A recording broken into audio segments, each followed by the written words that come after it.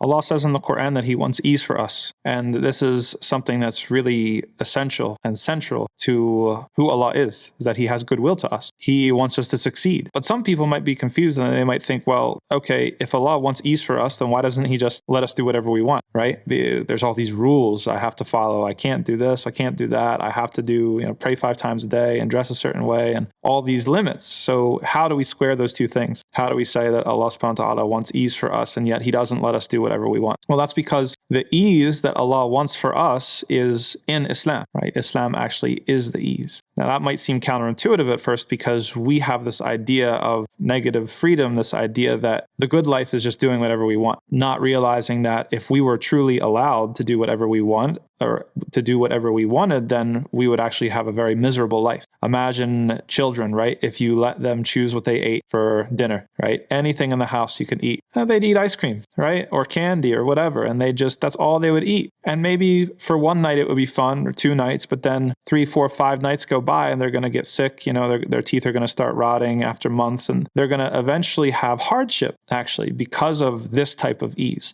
That's not the kind of ease that Allah wants for us, right? Allah wants for us a more sustainable and fundamental and permanent ease, which is, first of all, an internal ease that we get. It's not tied to our external circumstances because, who can control that? We can't. You're going to have loss. You're going to have hardship. You're going to have heartbreak. Okay, so when Allah says that He wants ease for us, He's not just promising us an easy life. He's not saying that you're going to live, without hardship. No, but if we submit, if we trust Him, if we obey, then we're going to be able to find the internal resources and resilience to deal with whatever happens. And we'll find an ease in that, right? If you believe in Allah, if you trust Allah, if you love Allah, then no matter what happens, you're going to find a certain amount of ease, even if the world is falling down around you. And then the second dimension in which that is true, and the ultimate dimension in which that is true, is that ease in paradise, right? Ease after this whole thing is over, because we're not just made for this world, we're made for the afterlife. Our lives are tiny in this world, and they really begin once we're